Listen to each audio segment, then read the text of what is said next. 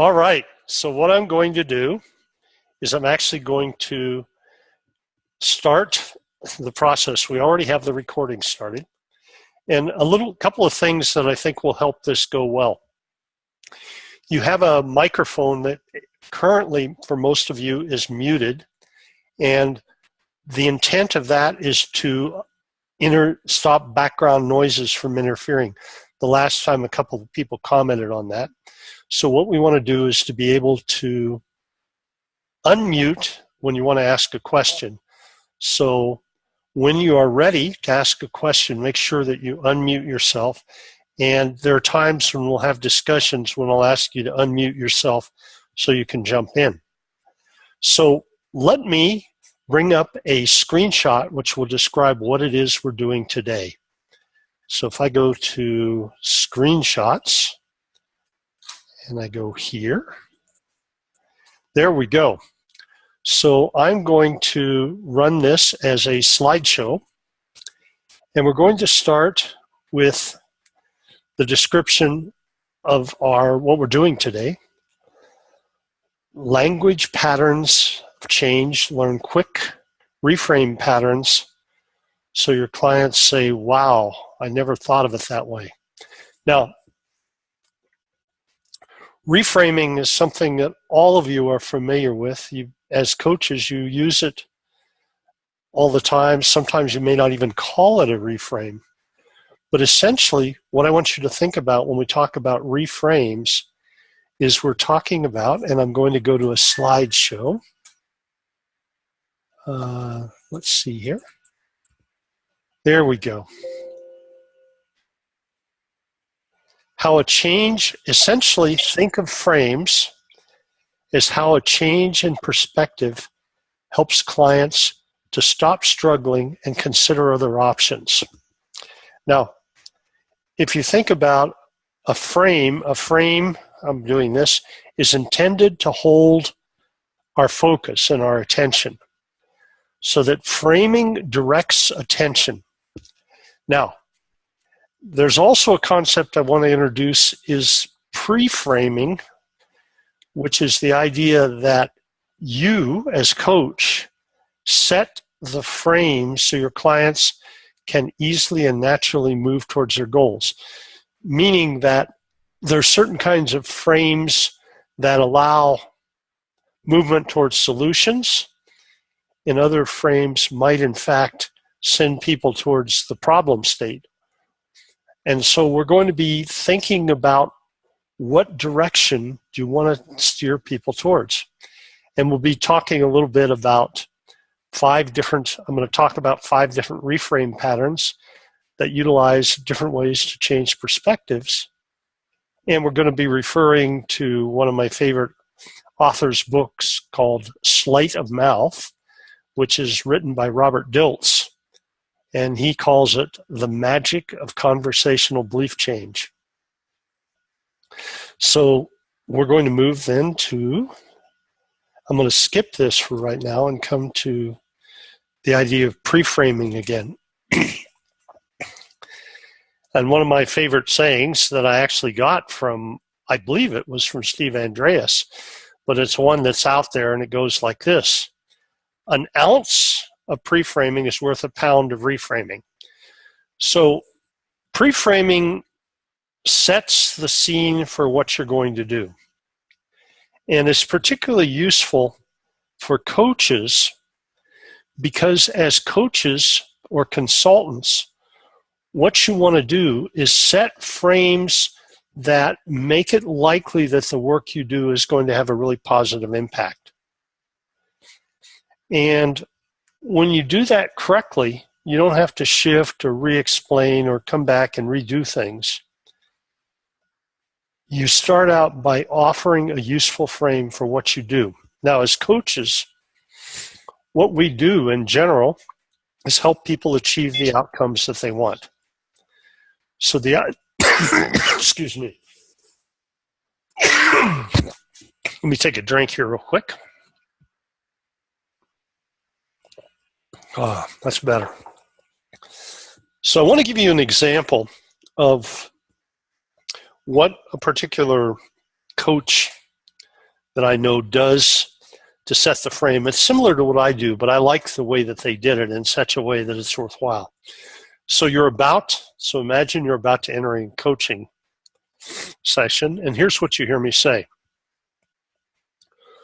What specifically do you need to be able to do that you cannot yet do?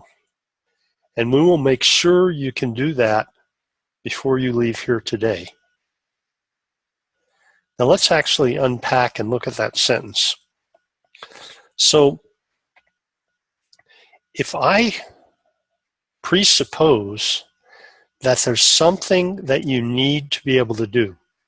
Now, when people are involved in coaching, there's usually something that they want. They either want to get rid of something or they want to achieve something. So what we want to look at is that specifically sets the frame that there's something that you need to be able to do, which the idea is that you'll need a particular resource, or you'll need a particular strategy, or you'll need to get clear about what it is that you want. So you cannot yet do. That implies that it's something that you haven't yet done. And if you remember from the last time that we met, I talked about the power of the word yet. It implies that it hasn't happened yet.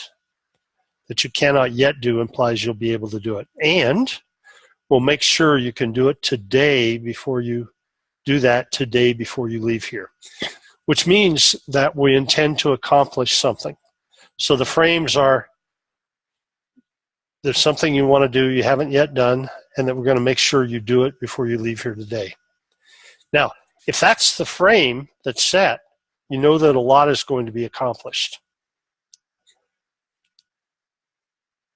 I threw this in here because of the idea of creating a frame that focuses you in on beauty. Now, what I intended to do was to create a picture of a caterpillar and then the butterfly. This was taken last week when I was at a botanical garden that had a butterfly enclosure.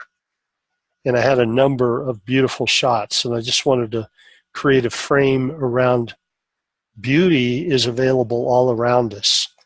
And when you do that, the combination of the flowers and the butterflies creates a frame for that.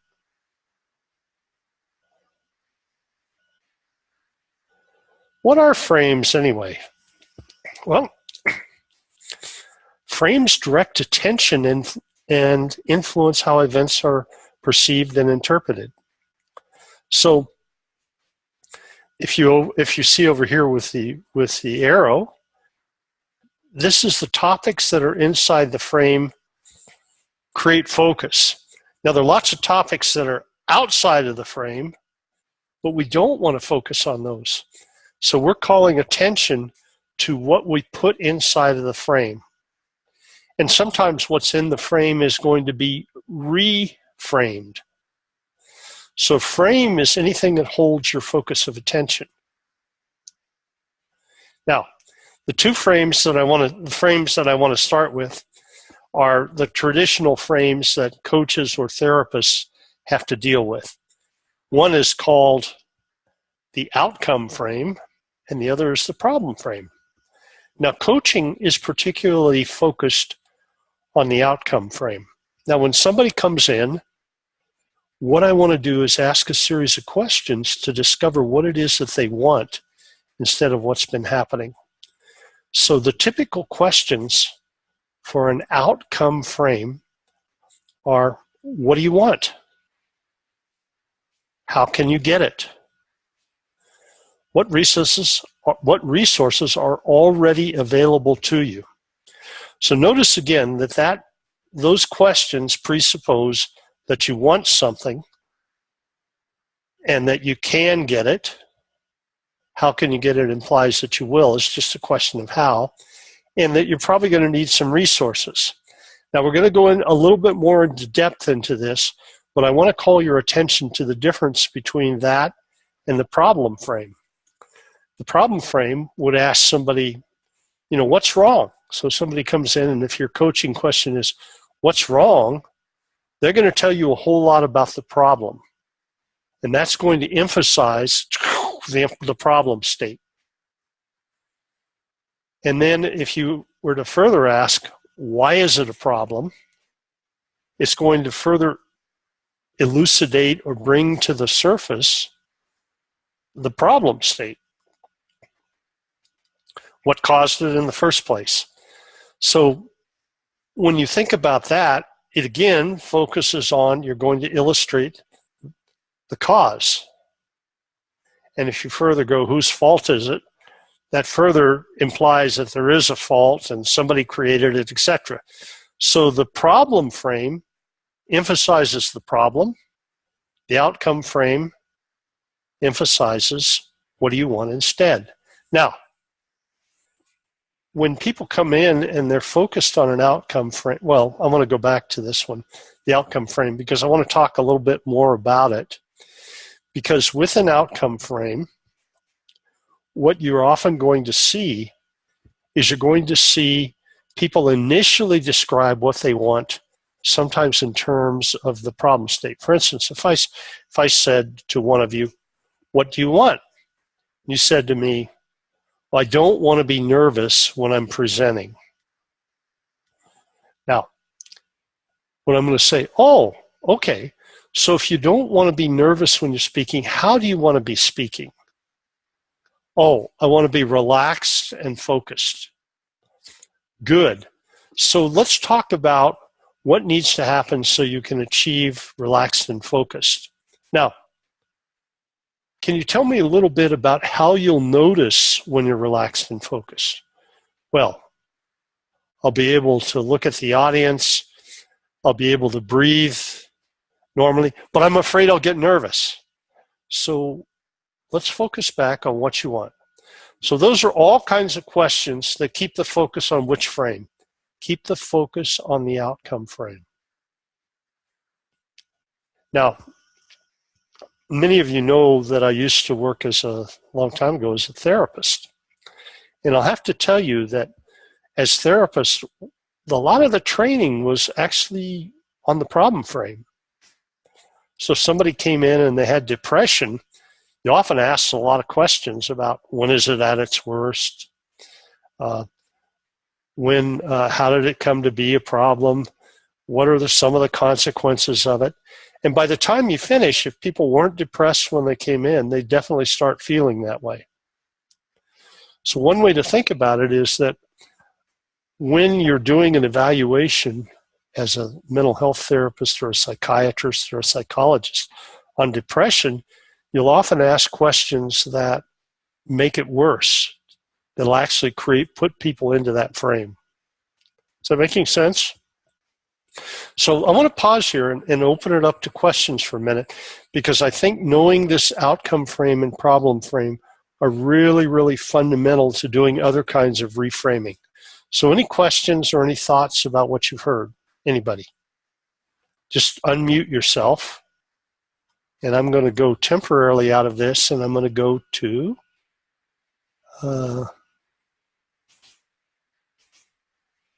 nope, that's not what I want. I'm going to go back to, anybody? So, there we go. We're back on the frame. Any questions or comments at this point? Anybody want to, let me make sure that people are unmuted. Looks like everybody, unmute.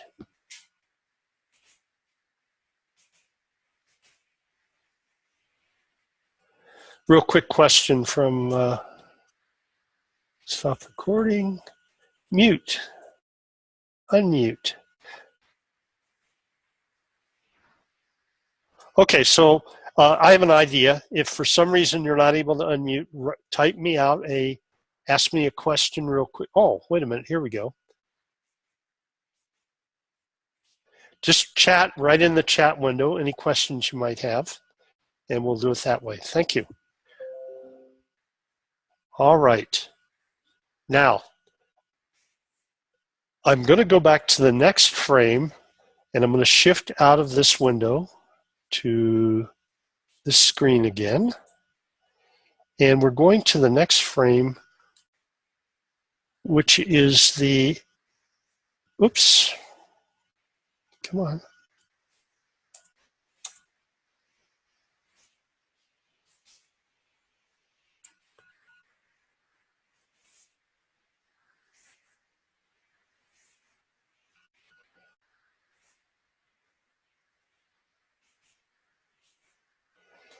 And let me go down here, and this will help us do what we want. And we're going to go to slideshow.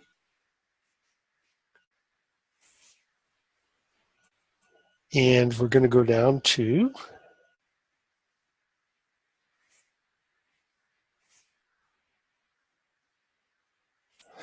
so the next frame is the feedback versus failure frame. And I'm going to emphasize this as part of it. And feedback versus failure, and I'm going to show you this slide in a minute, but I want to describe that particular frame. One of the most useful ideas in neurolinguistic programming is the idea that there's no failure, only feedback. And so if you think about this, that if somebody often feels like they've failed at something, it means that they have some sort of idea about what they should have gotten rather than what they're getting. So if somebody wanted to do, let's say they wanted to do a Zoom presentation, and they wanted it to go really, really well. And let's say that they began to notice that they didn't always know what screen to go to. Now, that person could conceivably go inside of their head and go, oh God, I'm a failure as a presenter. Why didn't I do this better? And what are people going to think of me? And we would all of a sudden be doing that, would be very much in the failure frame, wouldn't we? Thinking about the idea of feedback, and there's no failure, only feedback. And what I was describing to you is that I'm learning a lot about Zoom as we do this. And in the process, I'm seeing this as an opportunity to learn about what works and what doesn't. Now, it is a fair expectation that as you come each time, it will be better and better. And this time was better than last time because I learned about making sure that I was in the right location with everything. So let's go back to this idea of no failure, only feedback. When that's the frame that you have, if somebody's struggling with something, let's say that the presentation didn't go the way they wanted it to, even asking the question about, oh, what did you learn that was most helpful about your presentation? Right away, that question shifts the frame towards there's no failure, only feedback. If I allow somebody to continue to tell me about what went wrong, we're in a failure frame, not in a feedback frame. Now, I have some questions here, so I want to be able to go back in. Somebody says, I love Terry and technology. Thank you. That's very helpful and supportive at this time. Let me look at some of the other questions that we can do. That's not what we want. Okay.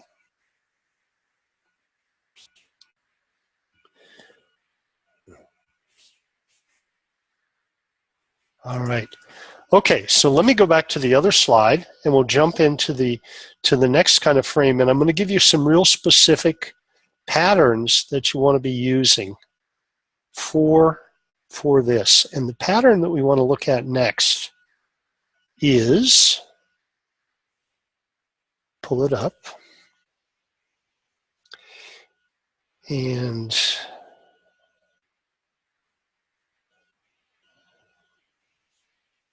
oh, okay. I want to go to desktop, screen share, desktop, and we want to go out of this, and we want to go to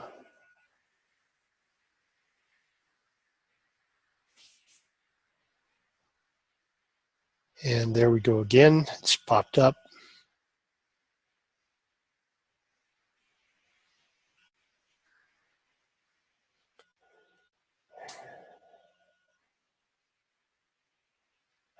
And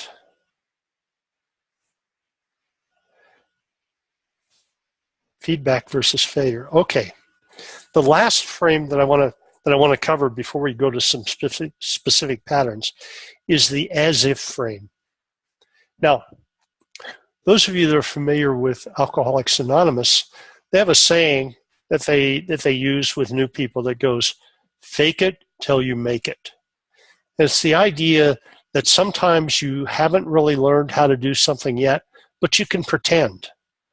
So an as-if frame takes the idea that the act of acting as if one already has the resources that one wants in a weird kind of a way will begin to give you experience of tapping into that resource.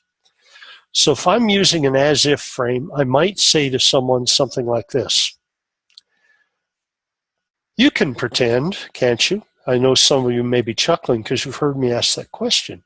Somebody will usually go, well, yeah, I guess I can. And I'll say, wonderful, good. So in a moment, you have been wanting the confidence to be the presenter that you want to be, haven't you? And they'll go, yes. They'll say, so good. So let's step into the future where you've already learned how to be that presenter. I'm not yet sure how it's going to happen, but you and I both know that over the work that we do that you will acquire that ability. So in a moment, I'm going to have you step into the future where you've already learned how to be the presenter you want to be. And in a moment, let's discover what it's like to have that experience. Good. Wonderful. So in a moment, I'm going to be there with you in the future. Let's be there now. Good. So tell me what it's like to be presenting with confidence. What do you feel like in your body? What's your internal voice like? What's going on as you're doing this? And then I listen. Now, all of that is an example of an as-if frame. So we're acting as if somebody already has the resources they need. What this actually means is that I'm buying on the idea that people have all the resources they need, but they may not be using it in the context that's useful. Does that make sense when you hear that? Okay, good. So the as-if frame is those three frames, the outcome frame, the feedback, no failure, and as-if are the kind of the larger frame under which reframing works. So what I'd like to do is to give you a couple of examples of particular reframes patterns that can really begin to create a difference. And I'm going to be referring to my notes that I made for this. And we're going to talk about two particular kinds of reframe patterns that can really help. And I want to explain what I'm going to be doing, that the reason that reframes are so powerful and they work. What I'm going to do is ask a question. I want each of you to step into this experience. And then I'm going to ask you a couple of questions that will show you how reframing begins to create a shift. And here's what I'd like you to think about. I'd like you to think about a current problem that you're having. And pick one that's got enough juice to hold your interest, but it's not so. Pick something that's of kind of a mild intensity. I don't want you to pick like I've got a itch a scratch. That's not going to be helpful because you can take care of that. But maybe something about a decision you're making or a kind of a way you're responding to someone that's not helpful. A problem that you're currently having that's not yet resolved. So take a moment to find that. Good. So what I'm going to do is I'm going to ask a couple of questions about that particular problem, and then we'll notice what happens. We'll have a brief discussion about why this works. So thinking about that current problem that you're having, I want to ask the following questions. The first one is this: how will you know you've resolved this problem?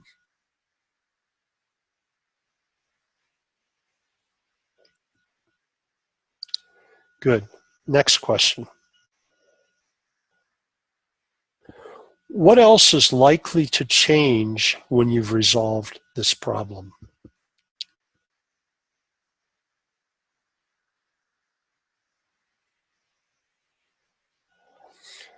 And the third question, what will it be like to look back at how this had been a problem now? So I'm gonna come back and open up the manage participants, and we're gonna open up make, so unmute. I'm gonna unmute everybody, and I wanna hear what happened as a result of doing that. There's another unmute and unmute. Now, most of you should be unmuted now. I think all of you are. And what I'm interested in is there's somebody that needs to be unmuted. And yes, can you tell me what happened as a result of those questions? Go ahead and jump in. There was a shift in perspective. Tell me, Fiona, how do you know that? What shifted for you? Actually, what shifted was that what I've been seeing as a problem really isn't a problem. It's just simply something I get to learn from. Oh, that's useful. And which question kind of helped move you in that direction? The first one? No. It was, what else is likely to change when you've resolved this problem? And then all of a sudden it was, oh, it's not just this that's going to happen, it's this that's going to happen. Now, I don't know how many of you can see her on the screen, but it's great because what Fiona is showing me by watching her is she's using her hands to gesture, and what happened is the size of the picture opened up, didn't it? Yeah. It became bigger. Yes. So think about it in this way. If you can help people change the size of their picture, what they're looking at, and open it up, problems are going to seem smaller. Think of that old proverb, don't make a mountain out of a molehill. And what that implies is that if something is a molehill, it's kind of a minor obstacle. If it's a mountain, it's a much more major obstacle. So when you change the size of an experience, think of frame again, that we're opening up the picture so that more information is there. In this particular case, it's going to make it seem different. Thank you, Fiona. Anyone else? Maya, what about yourself? What did you notice?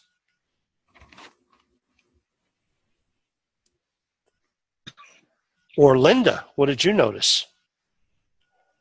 Oops, I'm going to unmute Annalise. Annalise, what did you notice?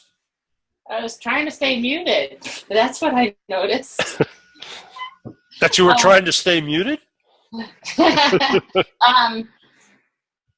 Yeah, I think that I think that the second question is really what is the one that was most powerful for me. What else is likely to change when you've resolved this problem? Because you suddenly can go into all the different options that are possible. And that shifts you towards the future, doesn't it? Mm-hmm. Yeah. Okay. So the other reason that it works is that it implies that something will be different in the future. And if you change your focus from the present to the future, and you're focused on potential positive things, you're going to get a positive feeling. Now, if somebody is stuck, here's where it doesn't work. If somebody is stuck in a problem and you imply that the problem is going to continue in the future, then what they're going to get is anxiety. That makes sense? Mm-hmm. It's sort of like if somebody is sitting around and they say to themselves, oh God, what else is going to go wrong? Their mind will give them lots of potential examples. Okay, good. So we changed the frame by creating a question that shifted both of those questions had presuppositions. The first one presupposed that you'll know that there is a solution and you'll know it. The second presupposed that things will improve as a result of that. By the way, what did the third, anybody else? Can anybody else step in? Let's see. Fiona has, Annalise. Linda, are you with us? I am. So I had sort of missed the third question, and then a couple of people helped contribute what I had missed. And so what I'm getting is, what will it be like to look back at how this had been a problem? Right. From this new perspective of being in this solution. Right. Now, what's interesting about that last question is that it actually puts the problem in a particular place and time. Where does it put the problem? Well, it puts it in the future, and it puts it in the past. Well, I guess the problem, right, you're right. The solution is in the future, or being in the moment of the solution. The problem is in the past. What came up for me was also more about not, focusing on what the solution was, but how having arrived at a solution made me feel. And how did it make you feel? Yeah. Made you feel good, didn't it? Yeah. No, obviously, yeah, totally. And again, when people are stuck in a problem, how are they usually feeling? Overwhelmed, right, down, burdened. So just by being able to move people out, again, we're expanding the frame, and we've created a scope of moving into the future and the past with those questions. So whenever you can, now think about what people say about things like a problem. They'll say things like, if I could just get some distance, if I could get some breathing room, if I could have some time. So we kind of know that ourselves. We kind of intuitively know that a problem is a problem because of the closeness to us or the meaning. So let me give you another example of how you can create a shift through being able to move people into a different time zone, and do it like this. So if somebody is kind of really embarrassed by a recent experience, if I say something to them like, wow, I wonder what it'll be like when you and I look back on this a month from now. So where does that move us? Into the future.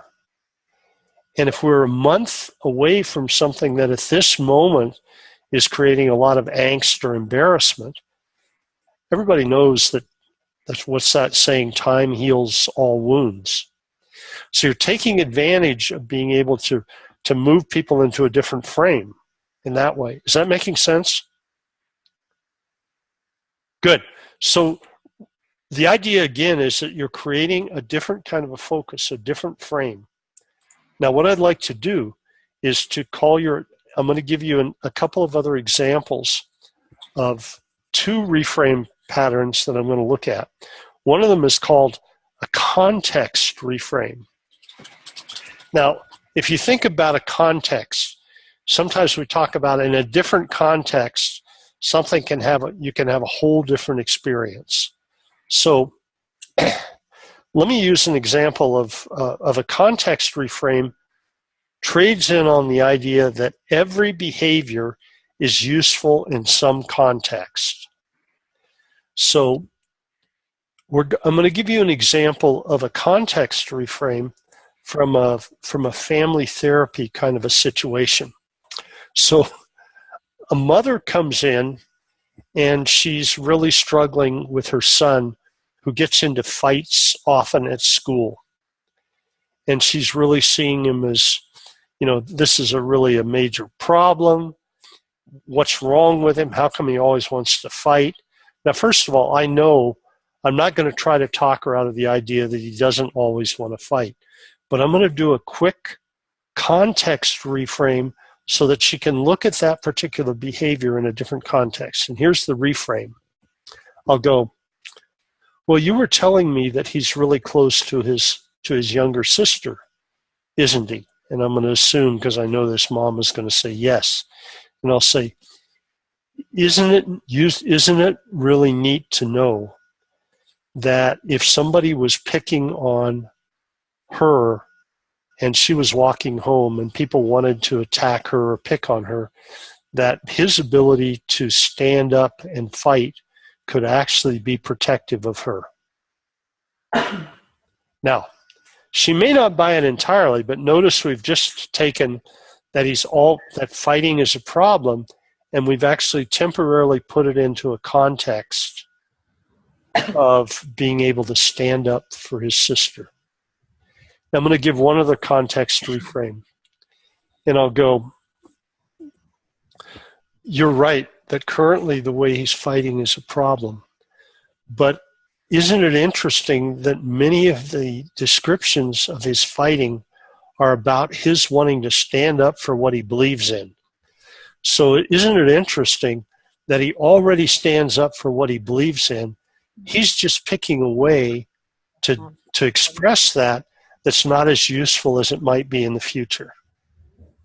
So we've reframed fighting as standing up for what he believes in. And I might even go further with mom and say, so can you tell me how he learned to stand up for what he believes in? Did he learn that from you or from his father?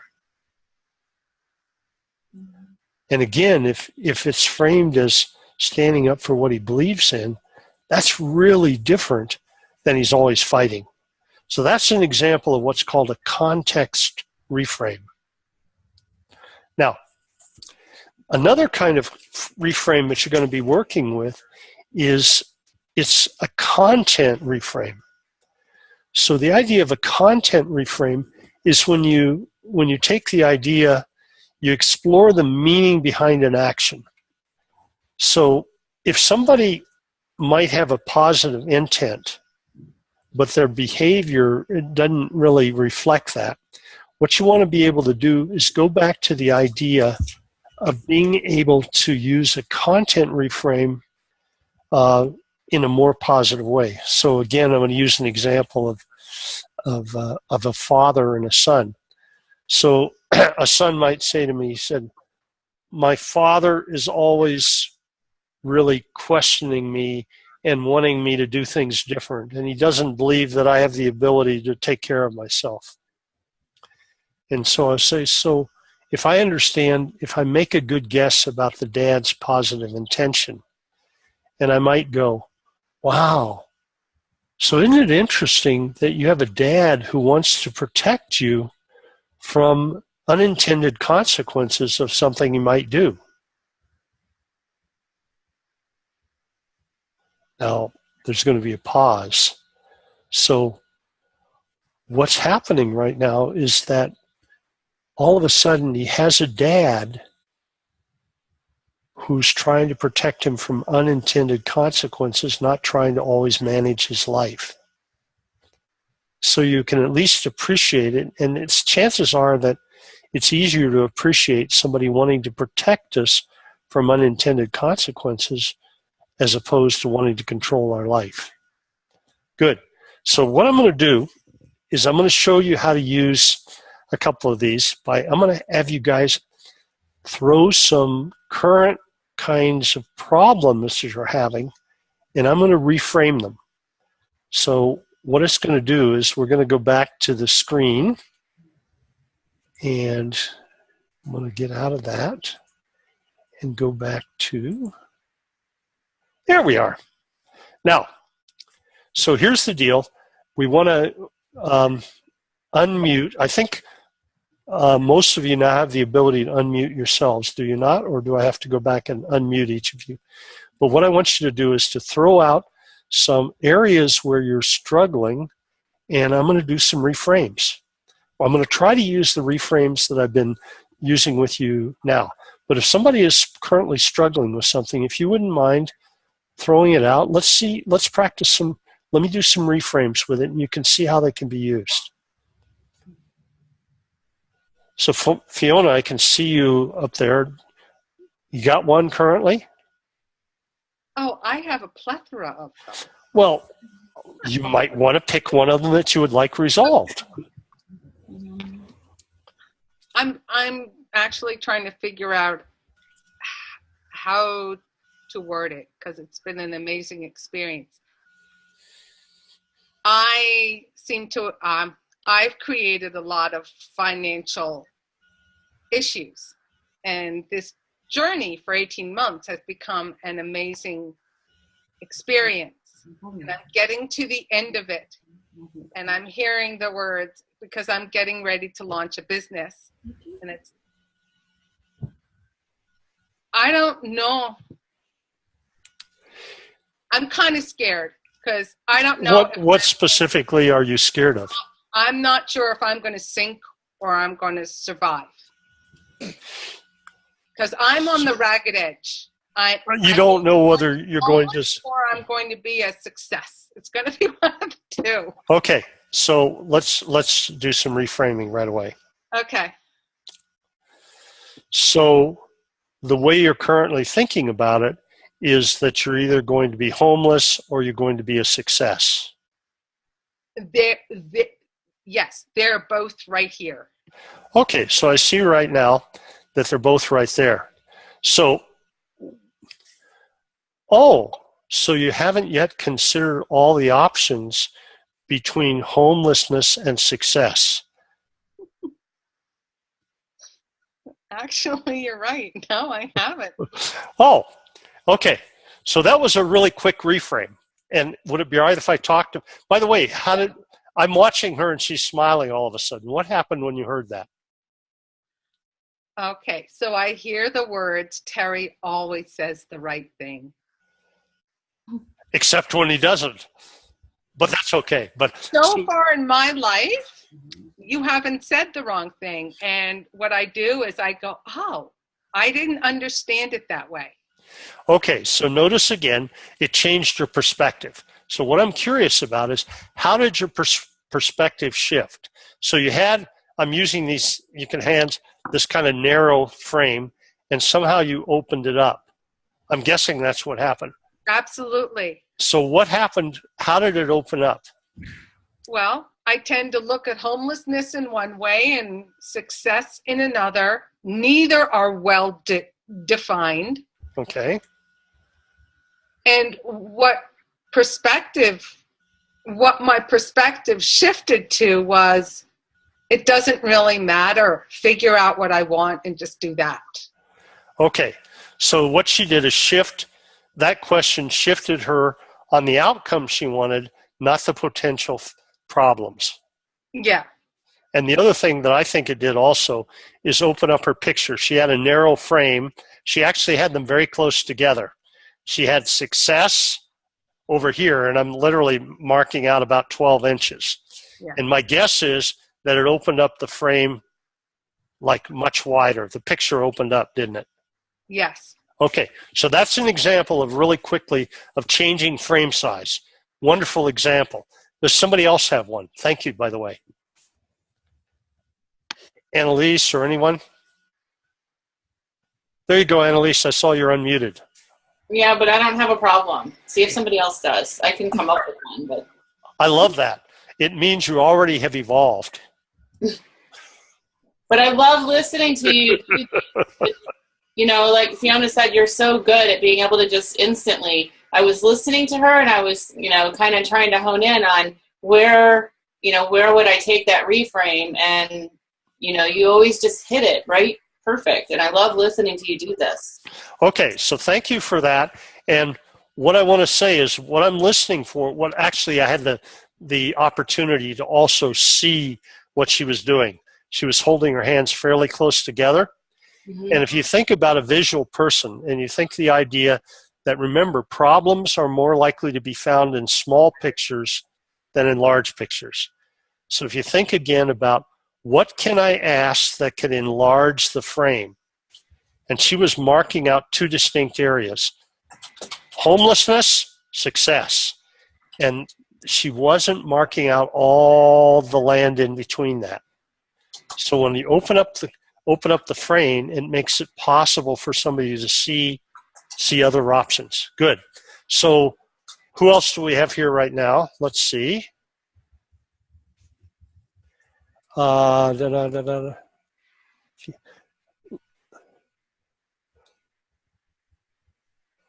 Maya, are you there?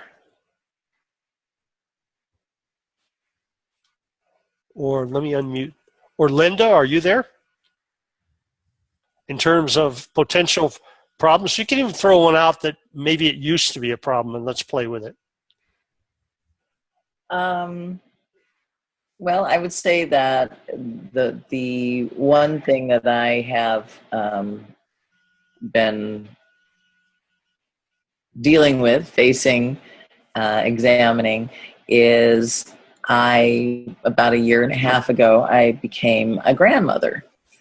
Okay. And for someone who is, been an entrepreneur my whole life and worked while I was raising my kids, and this current business that I have, which I started about 3 or 4 years ago, it's sort of just reframing my role as, an entrepreneur, a woman of wisdom in the world, because now I'm also being faced with, my mom is 81 and she fell a few months ago and fractured her hip, and there's all of those. So it's like all of a sudden my expansiveness of being in the world is starting to get boxed in from the perspective of having these additional roles, right? Caregiver to my mother, grandmother to my grandchild, and being in the place of not responding, with my hackles raised, and there's no way I'm still going to do what I'm going to do, but honoring those experiences as part of what my life path is at this point in time, and yet not using them as excuses to not move forward with the things I want to be moving forward. Oh, I understand. What you're really talking about is the way that you can honor 3 important roles in your life. Mm-hmm. One of them is being an entrepreneur. The other is being somebody who's a parent, in a sense, being a good grandparent. And the third is being a caretaker to your father. And isn't it interesting that each of those roles will bring a great deal of wisdom to what you're doing as an entrepreneur, because you'll really be able to help people who are going through similar struggles, and will have the kind of understanding that will allow you to be supportive of their struggles too. Yeah, no, I totally get that. It's what I also see in a future scenario is, as a result of having these experiences and gaining that wisdom, it's like, okay, so now I have to sort of shift who I'm, helping or working with, and that's a whole nother thing that I have to explore. Well, so that's a different question. Right. But the learning that you're going through from these 2 experiences can only serve you to help others gain experience. Yes. No, I totally see that. And what I really want to be conscious of is that, like I said, I want to be present for those experiences. I don't want to use them as excuses to not do other things that I need to be doing, to kind of try to want to get through it, without being in. Can I offer a suggestion based on something that you said? Uh-huh. What you talked about is that these things are facing you. What I'd suggest is that you step outside of the picture, and rather having it face you, you see it from a distance and notice as an observer what are the things that you could do out of the picture rather than having it face you. Take a step outside and notice what it's like to see it as an observer. Do that right now and tell me if that's different.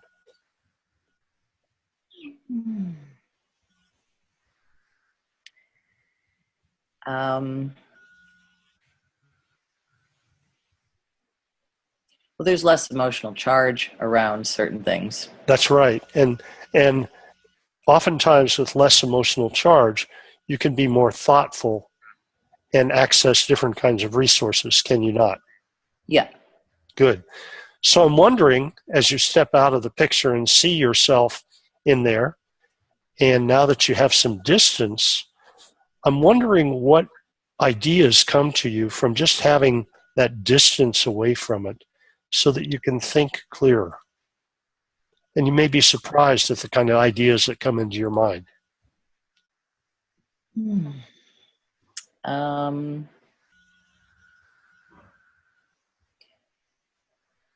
Well, ultimately, what the issue comes up for me is about being able to set boundaries around my time and how much I'm giving in a way that feels true to what I need, but not stingy or denying someone else. I understand. So the balance is to be able to take care of yourself and still be the kind of person who can be there for people you care about. Yeah. And the idea is being able to do it in a way where you don't do for others what they can actually do for themselves. Right. Got it. Good. And now when you think about it, what's it like? It's a much more stable feeling, I guess. That's right. That's right. Good. Can I speak about what we just did for the others too? Sure. If you think about what we did is there were several reframes that I was doing. One was based on Linda telling me the words actually being faced with. Now, if you think about being faced with, it kind of implies that something's in your face, does it not? Mm-hmm. Almost an adversarial. Yes. Yeah. Now, if somebody's in your face, it's tough to breathe. So one of the things is we're creating a different frame, a perceptual position of being an observer, and I'm moving my hand back. So right now, as if she's being faced with something, if you need to be more resourceful, if you can step into an observer position and step back, that gives one the ability to see things from a different observer perspective. So we changed the frame by moving from in the picture to looking at it from outside. Does that make sense? So we actually moved outside of the frame and we created a different frame. So that's why that works. And again, I'm not telling her what to do, but I'm helping her access a different resource state, observer. Does that make sense? Anybody want to comment on that? Clearly I'm watching Linda and she looks different. Kind of, oh, that's different. So again, we're changing, I hadn't thought about it that way. Kind of, that's what reframe patterns do. Okay, I'm noticing we're nearing the end. So what I'm curious about is if you would all just give me a quick thing. What's this been like today? What did you like and not like about what we did? If you could all kind of chime in, I'd appreciate it. Anyone? Well, Linda, let's start with you. What did you like and not like about what we did today? Well, I like the real-time interaction and being able to see. And what's interesting is, of course, it's like anything. You can put yourself outside of when someone else, like when Fiona was up there and kind of seeing it from that perspective, but of course can't see the forest for the trees when it comes to your own situation. So that was just the real-time examples and seeing how Good. Arrived at your perspectives and your insights. Thank you. Appreciate that. Anyone else? I love the fact that you step into what you don't know willingly and fully and with courage. And just doing Zoom and not having to know it perfectly. So you're making the mistakes or whatever and doing it gives me permission to go and do the same thing with what I'm doing. And it doesn't matter that I can't do it perfectly. But 3 months from now, I'll offer a class on how to be a Zoom expert. Oh, yeah. But I love the reframe because what it does is it allows me to feel free. Exactly. Listen, people will forgive. I think in general, my experience has been, if you're honest about that you're learning, most people are going to go, well, of course. I mean, we've all been learners. And it's a lot easier if we give ourselves permission to be learners, which I'm doing. You know, I'm better this time than I was last time. I already know that, and I'm getting it down, and I'll figure out how to connect with Michael next time, because he was in a different universe at that particular time. And I can thank Kendall, who's my VA, for a lot, and she sent Lori, who's going to be doing a lot of, I'm assuming Lori's going to be helping us a lot with this in the future. Is that correct, Lori? Correct. Good. I'm learning. Good. So what was it like for you, Lori? It was interesting. I mean, definitely a little confusing because I'm new at this, but I thought it was very interesting. Good. Thank you. And you have somebody there sitting with you learning too. Yes. Yes, Amanda. Hi. What was it like for you? I don't know. I'm new to this also, so. So you guys are in the learner's mind too. Yes. Good. I like that. We all have to start somewhere. Okay. Others. Who else have we got here? So we've got, there you are, Annalise. Jump in. I'm here. I've got too many screens going, and my camera, my webcam's not working. I'm having to use the wrong one, and it's annoying me. Well, whatever you're using right now, you're real clear. I can see my you other really one well. is more clear. Anyways, what I was gonna say is I really like, again, the same thing, and you know this, Terry, that I love listening to you, listen to those language patterns, and I love having the opportunity to experience witnessing you.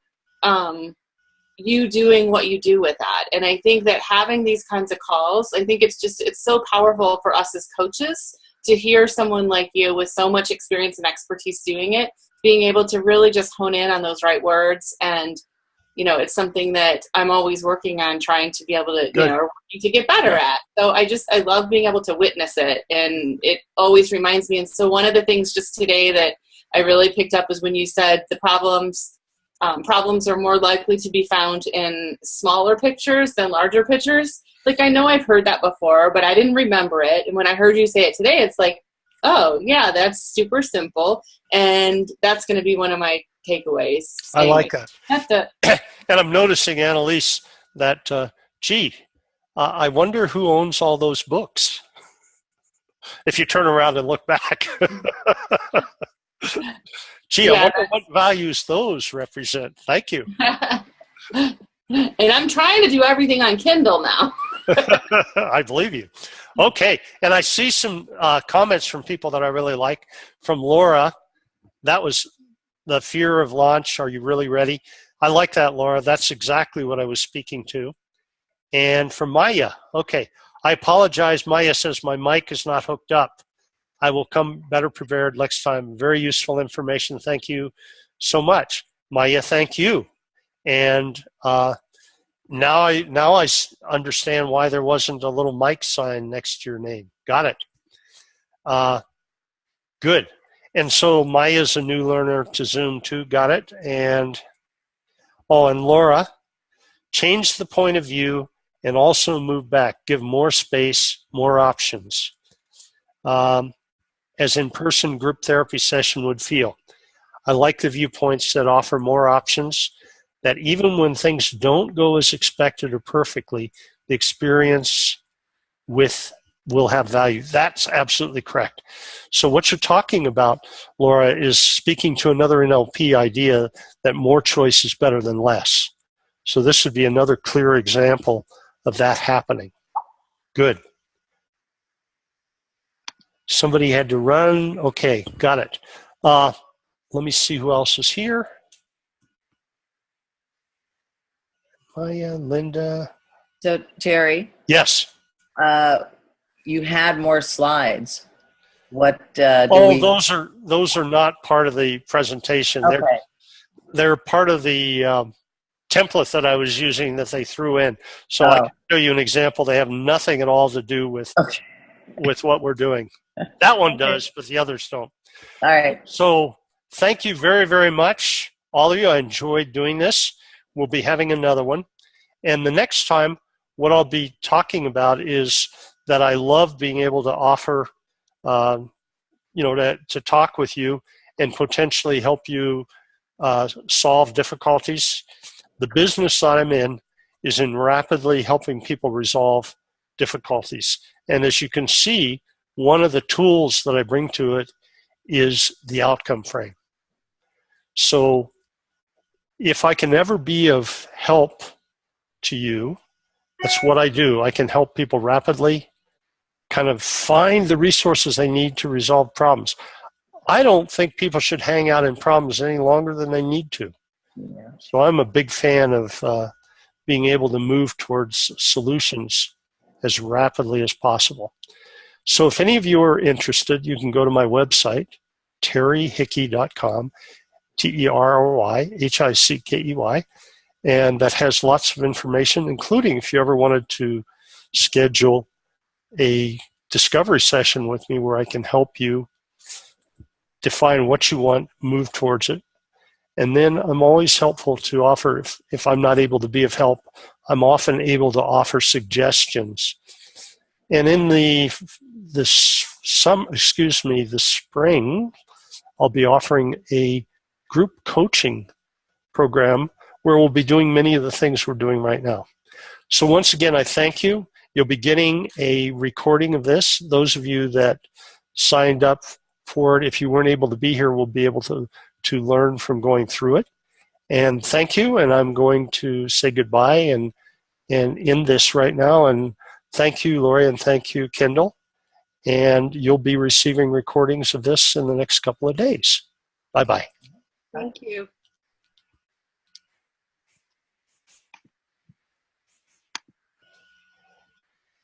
End meeting.